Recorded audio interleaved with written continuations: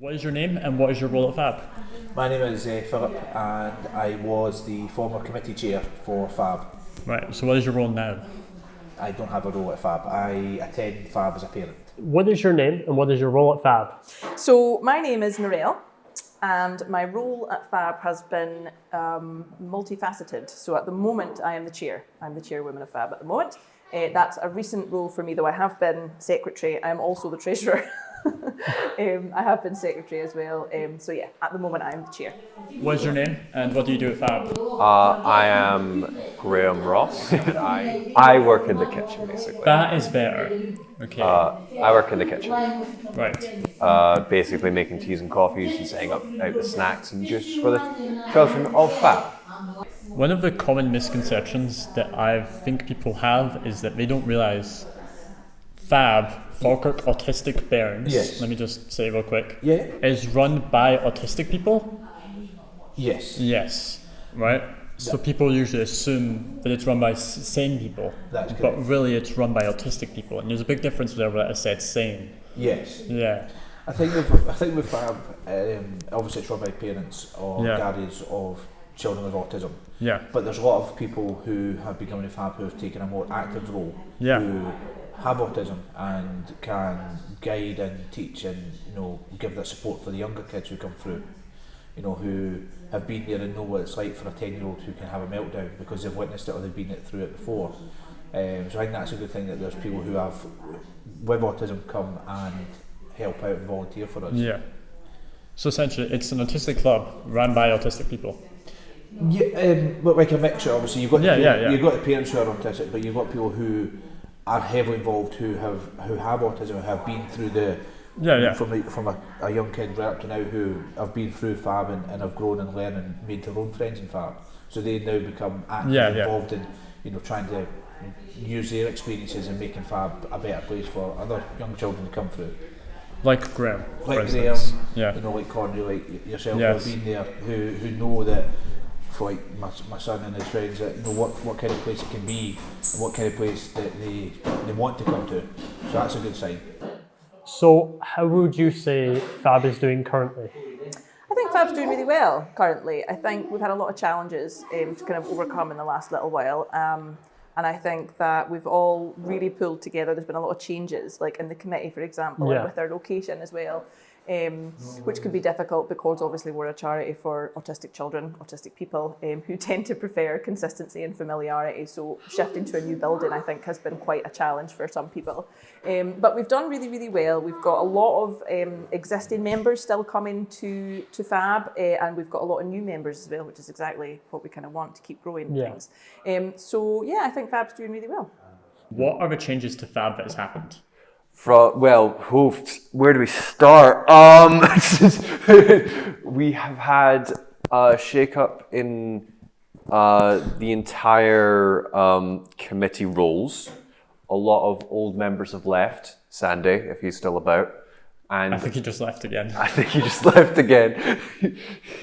And then a lot of new members have taken up roles within FAB as well. We've also had quite a lot of new members join FAB within the past year or so. Right. Which is always a good sign. Compared to last year, this is a lot less, isn't it? Yeah, it's a lot less, and the thing with FAB is it's a place that I think a lot of people need to sort of be made aware of for their children. It's a good place to come. It's good people, run by people who have best intentions at heart, and from my time here with my son, the friends he's made is unreal. Would you plan advertisement for FAB, or is that something you would let somebody else plan? I'd be happy with either. I think it would be easier because at the minute the committee is quite small, so it would be beneficial if somebody could take that role and say, right, I will take responsibility for the advertising.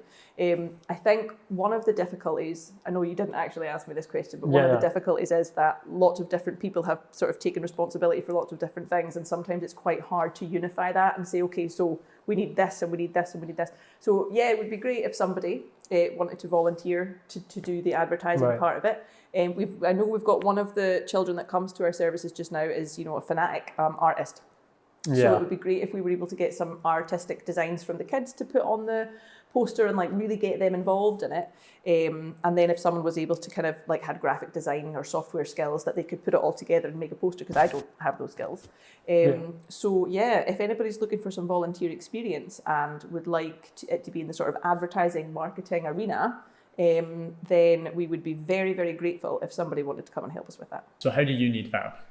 It's just some reliable community connection. Like, if I didn't have FAB every Sunday, I probably wouldn't go out every Sunday and communicate with other people like me, which we need. We need to have like good communicative places and sort of like have communities where we feel safe and can talk to other people.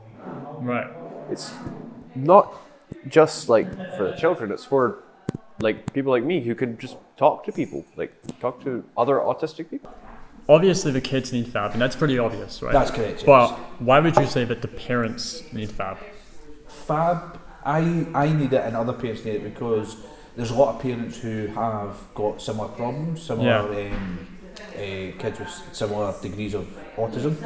So you can feed off each other's sort of level of understanding of autism. You know, you can have conversations about what they do, what they work to help with their meltdowns or coping strategies, or things that might be interesting of similar nature, like, oh, my son likes Minecraft, oh, so does mine, oh, have you seen this Minecraft-y thing that's going on? Yeah. You can, or Lego, whatever it is.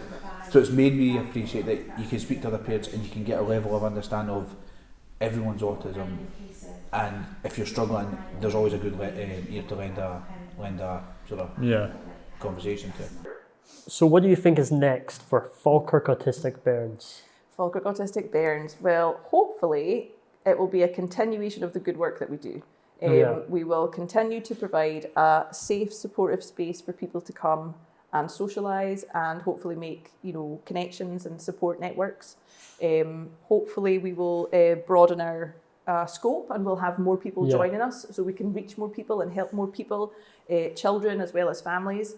It would be great if we were able to kind of link up and maybe do some partnership working with some other organisations. Things like that. We're hoping to do open days, fundraisers, all these kind of things. So in addition to the activities that we actually have sort of for the children, going forward, whether that's a day out or an activity here or whatever it is, hopefully what we can also do is start to develop more support networks for the parents as well, because parents, need a lot of support around managing, like whether it's a new diagnosis of an autistic child or whether you've been an autism parent for years and years, it does come with its own challenges particularly. Yeah. So, it's not just the social environments for the children that we want. We also want to make sure that parents are feeling safe and supported and have access to, like information sharing and things like that can be really, really helpful. Oh, yeah. So, I suppose to answer the question in short, it would be sort of twofold. It would be maintenance of the good services that we're already,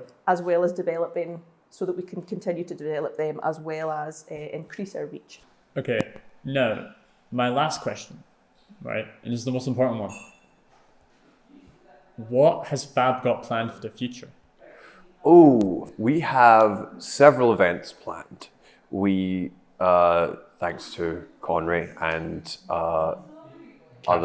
Catherine, I'm forgetting people's names, I'm so sorry. So do I. And Catherine, who have both put their heads together and made quite a lovely schedule for the next year of like craft events and fun trivia games, and obviously there's the annual Mario Kart tournament, which will happen this year again.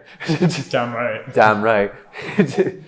But it's not just that, but it's like just trying to, after the administrative shake-up, we will try and make things better, hopefully go on more out of location events, like maybe bowling or other sort of outgoing locations. But I'd say FAB has a bright future ahead of it.